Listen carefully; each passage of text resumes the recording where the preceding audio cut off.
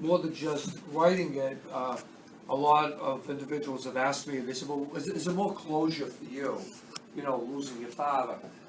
And I said, well, yeah, in a way. There's a couple of things here that we're dealing with. One thing is we're dealing with a loved one and somebody that you see every single day, and who you've known to be one way, and then now is different. I mean, when you talk about Alzheimer's, basically what you're doing is you're talking about someone that is close to you that is only a replication or a figure of something that you remembered from the past.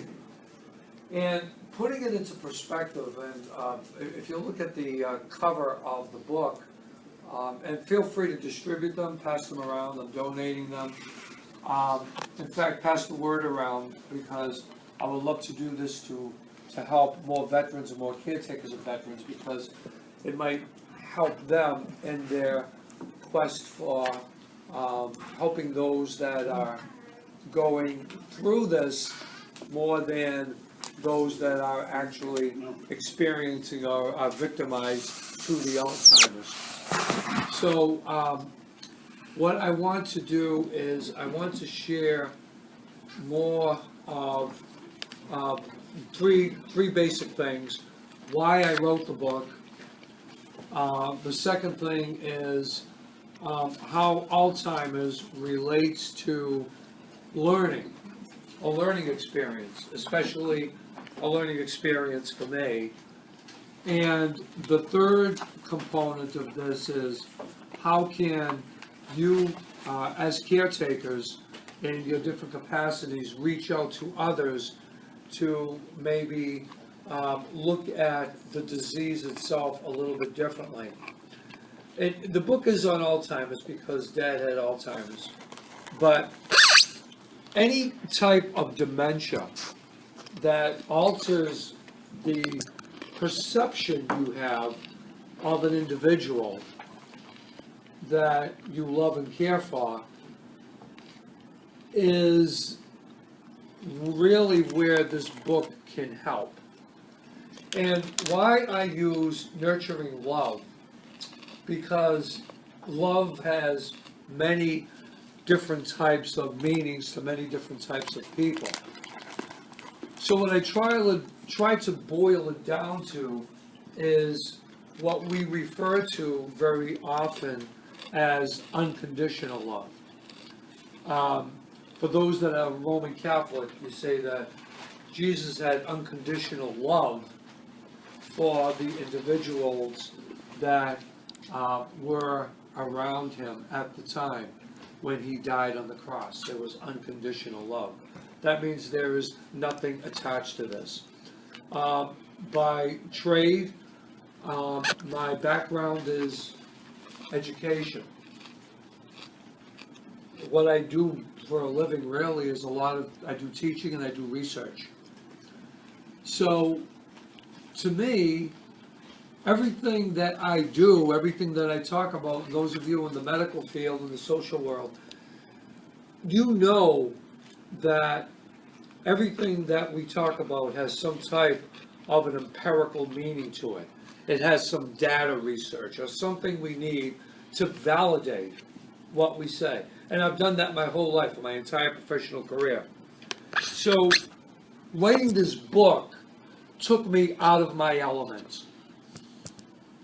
As a numbers person, I couldn't validate what was in that book. I can't say what I experienced with my father, everybody else would experience the same way. I can't do that.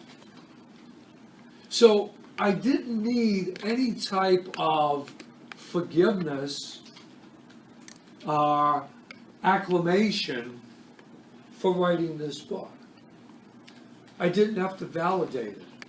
It was my experiences with him that I knew helped bring me through, and I think he was here 5.5 years.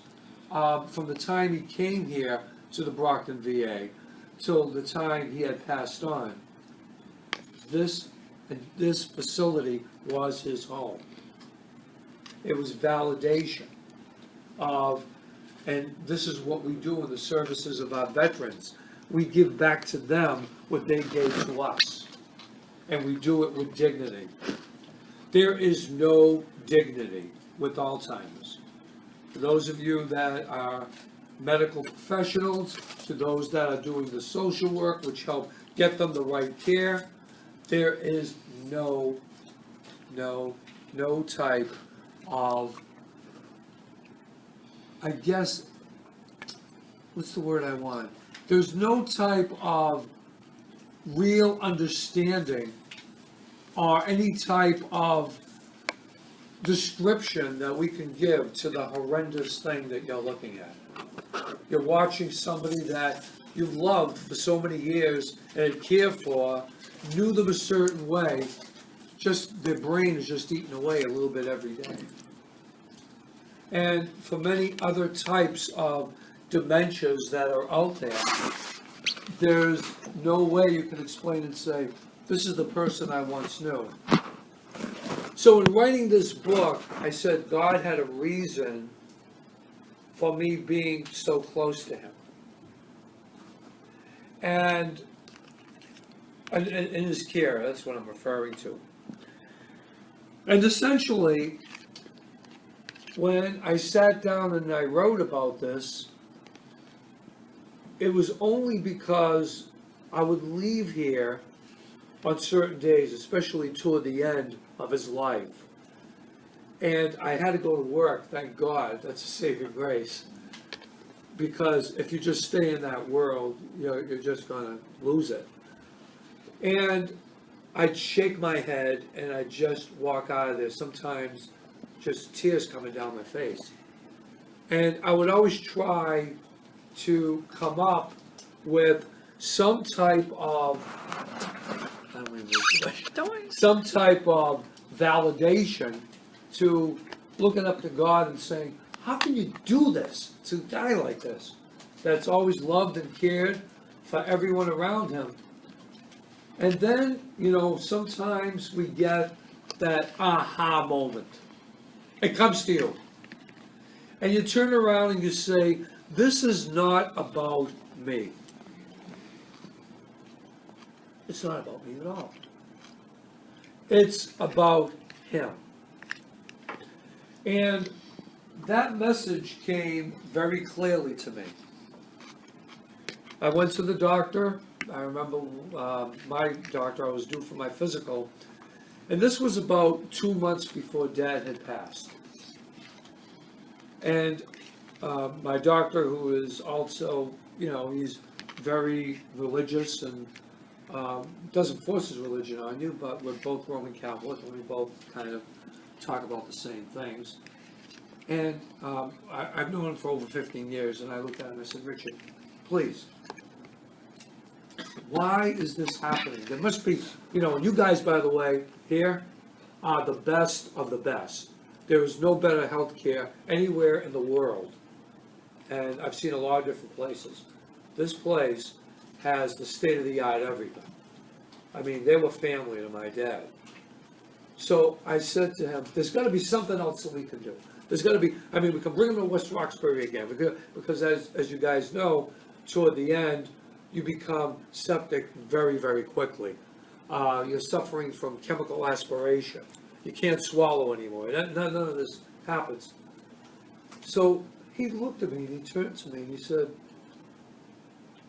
and he's examining me, and I said, oh, is there something wrong with me? Go ahead. He said, no, you're fine. He said, but I want to ask you something. And I said, what? He said, is this about you? I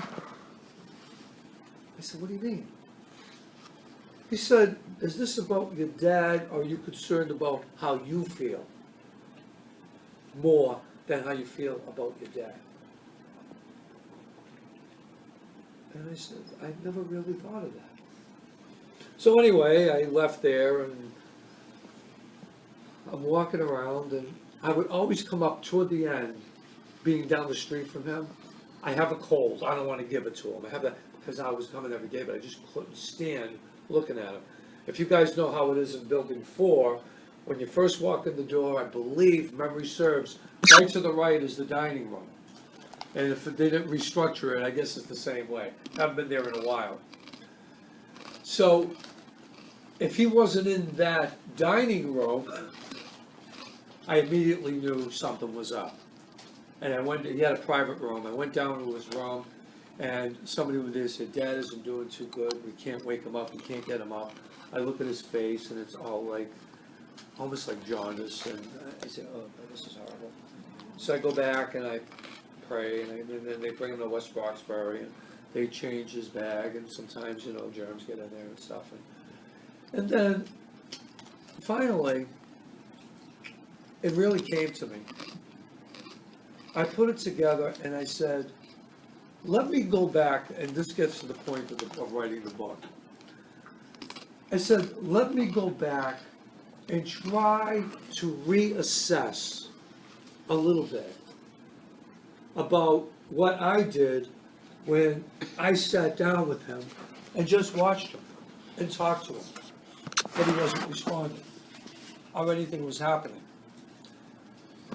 I felt that somewhere, somehow, there was another connection.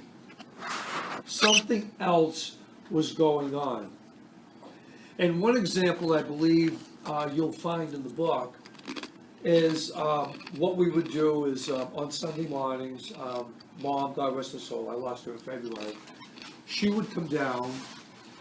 And my brother would, when he was here, he lives in D.C., he's a retired colonel in the Air Force, and he works at the Pentagon.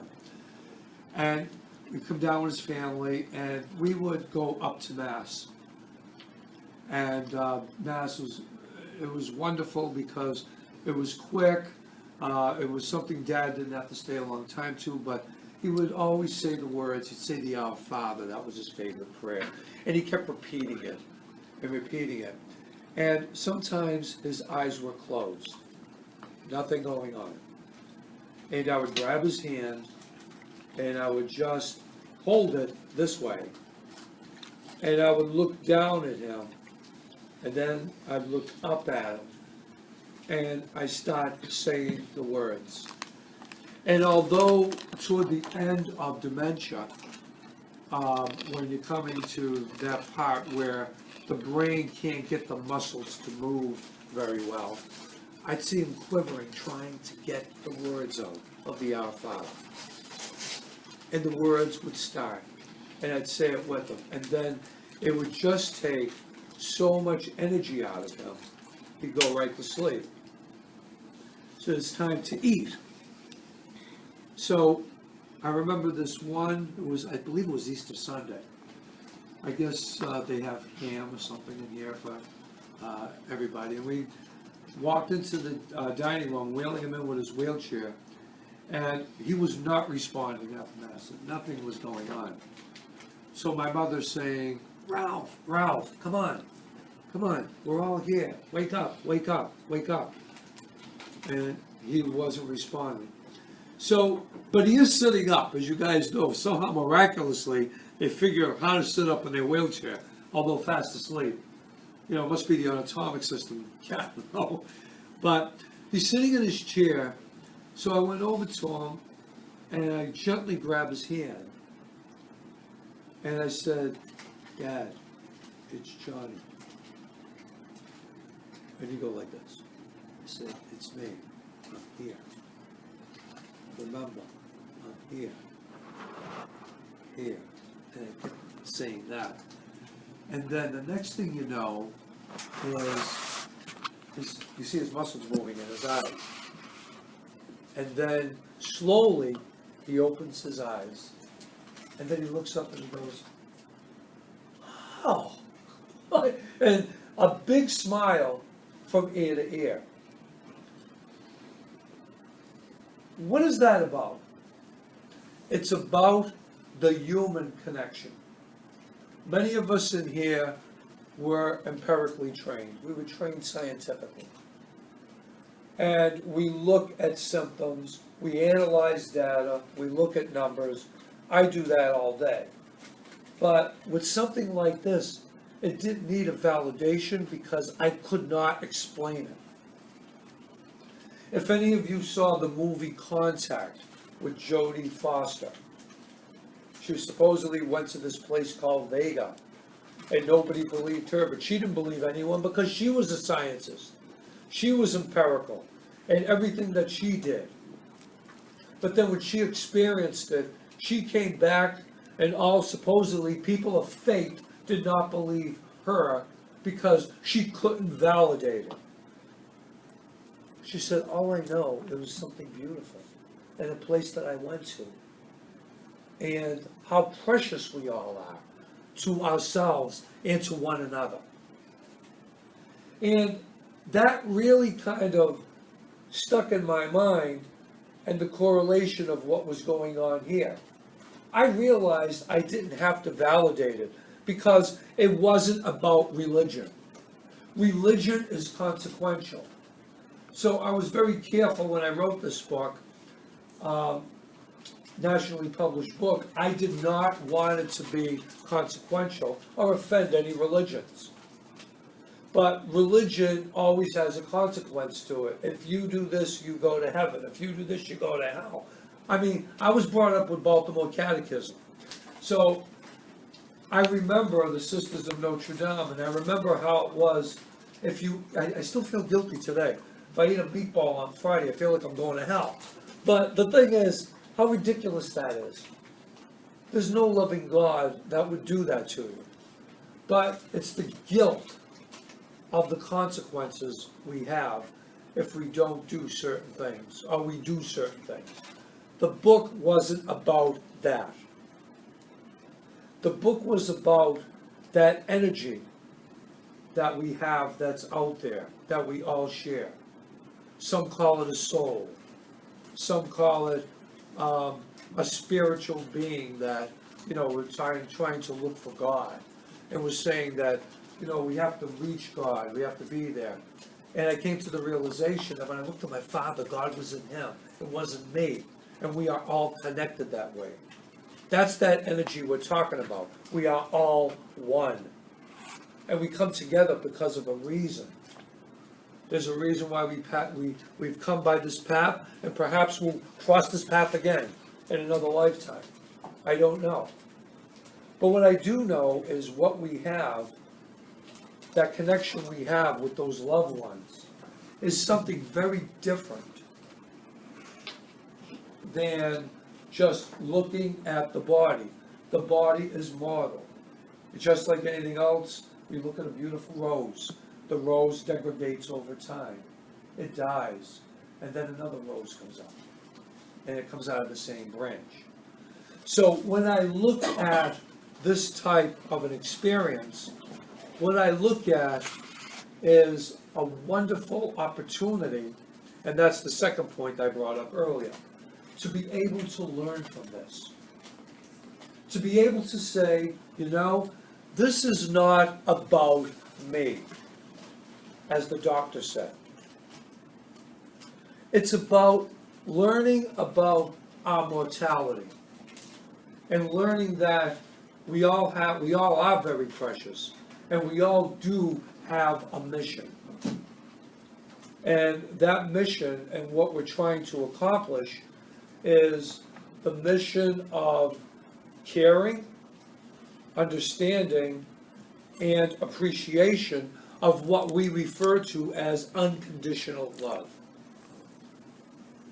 And when I talked about the silence here, the connection is the silence of sitting with him. So it's like watching paint dry or grass grow.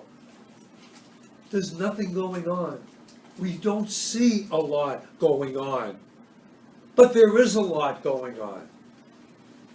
What's going on is that love, that compassion, that understanding. That we talk about people that have Alzheimer's getting lost in another time, in another world. They're stuck. So I guess the best correlation I could make is if your mind were a computer, your hard drive would be everything that's stored in your memory. Well, as you know, your processing is, we call it RAM, right? Random access memory.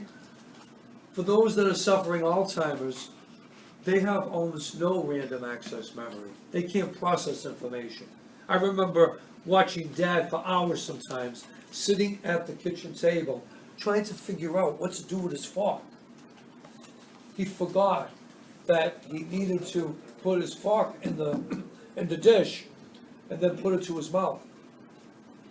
So, at the beginning, what do you say? Excuse me.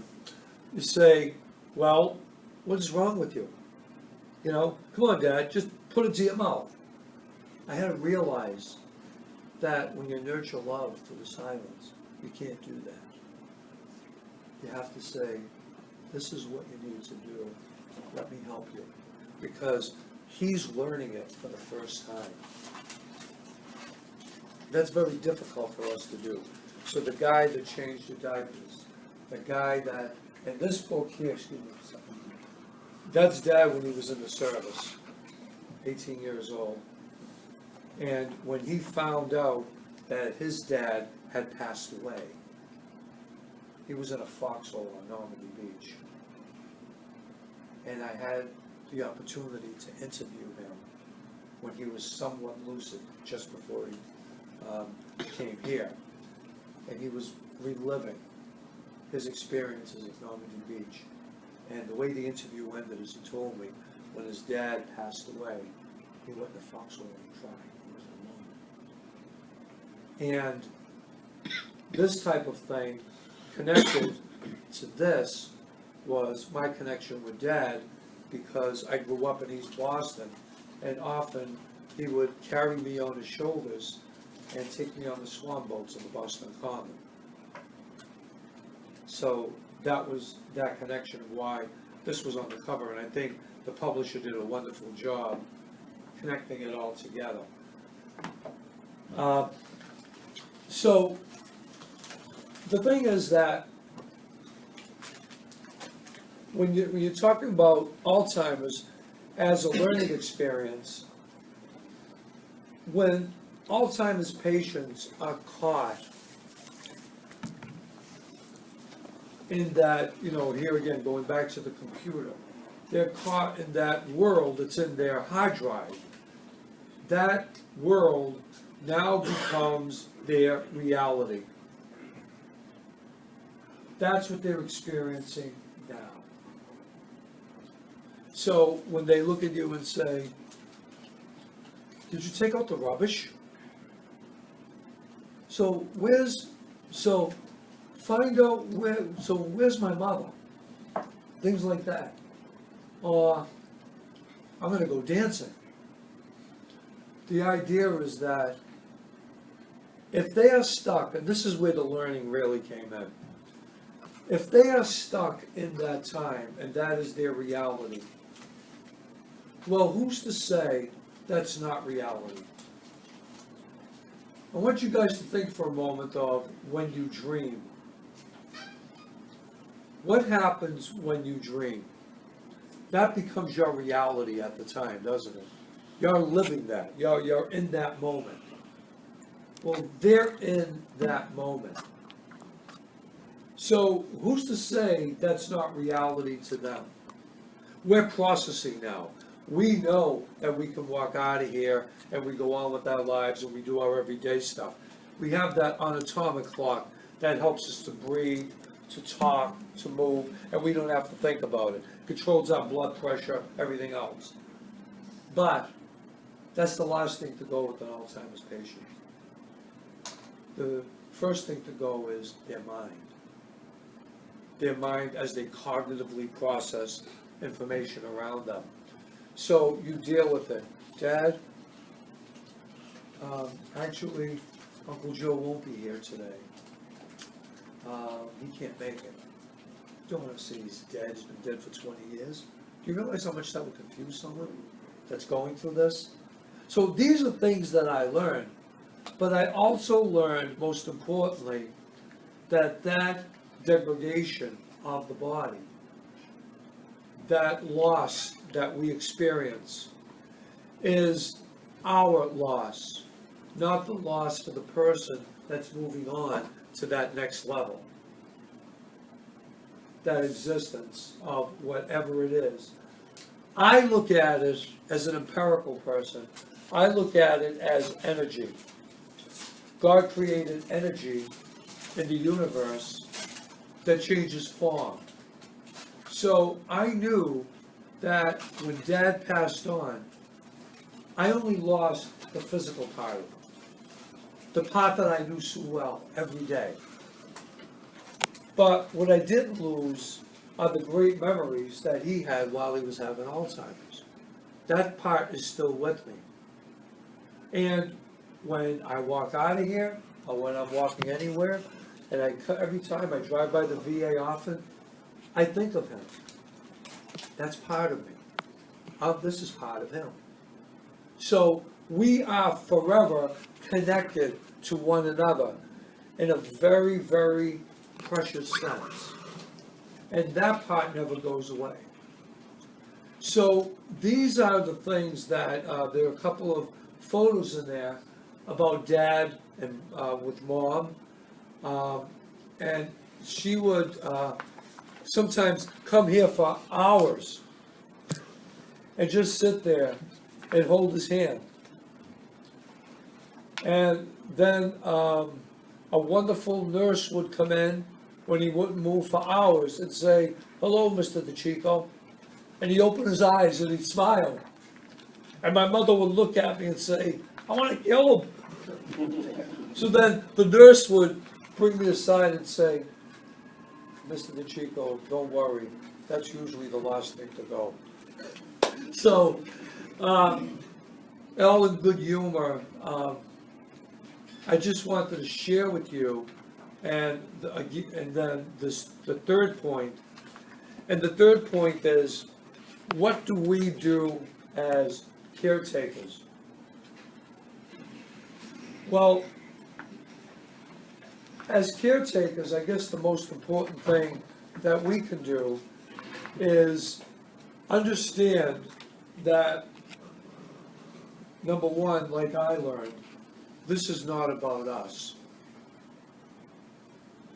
It is very frustrating at different times.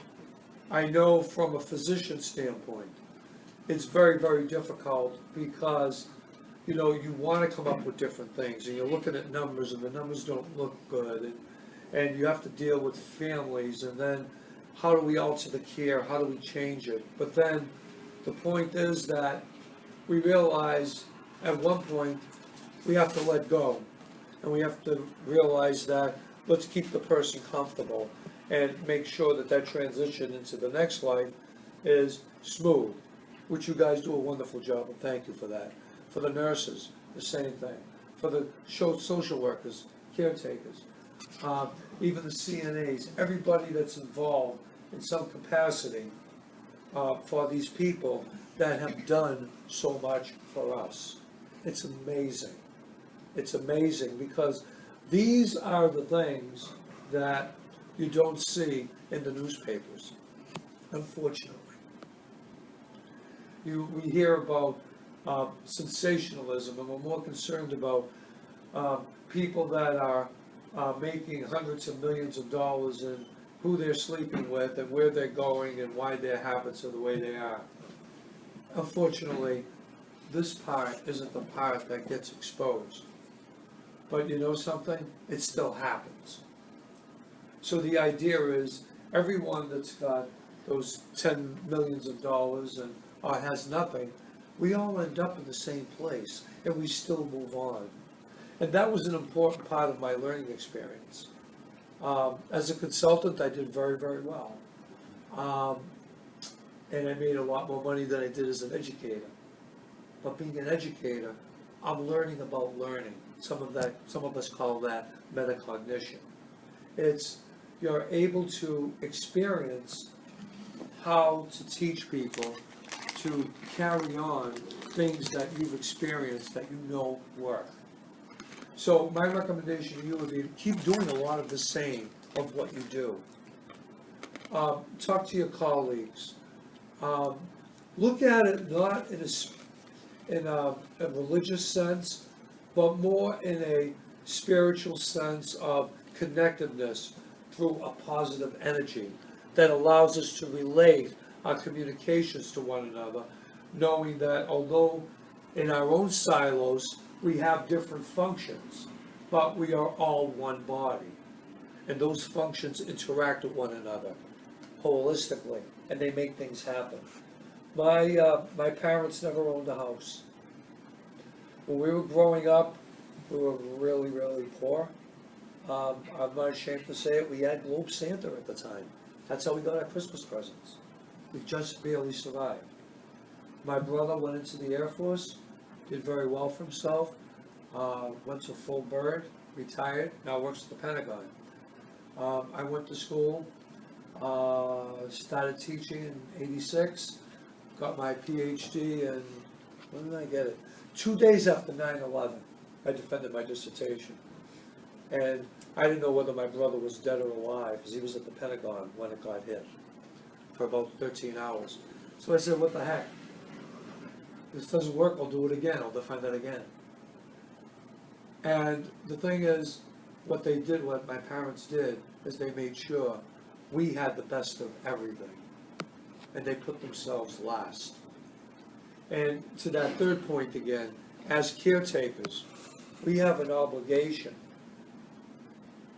It's not a privilege, a right, it's an obligation to help those that can't help themselves, because we give to the greater good. You know, when I think of Dad being in a foxhole, and his father dying, no one being there, and he was barely, I think he was 19 years old, and my mother taken out of school at 16 years old with 9 brothers and a sick mother. And she was brilliant. Not because she was my mother, she was brilliant. She wanted to be a doctor. Her mother said, you're coming out of Friday, you're 16, you're going to work Monday. And you're taking care of me. And she said, okay.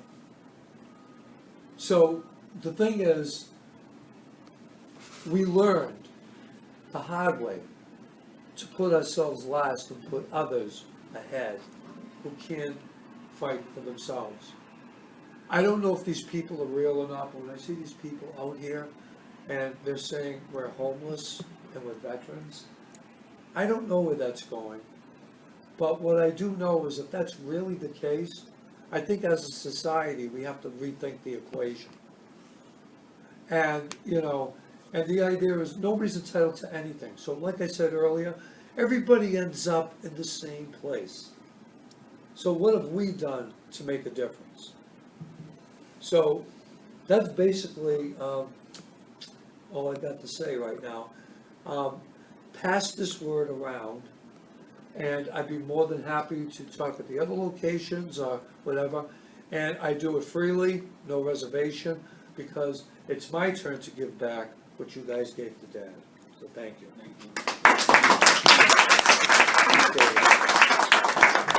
So if you've got any questions, let me know. I'm going to grab something because my throat's dry.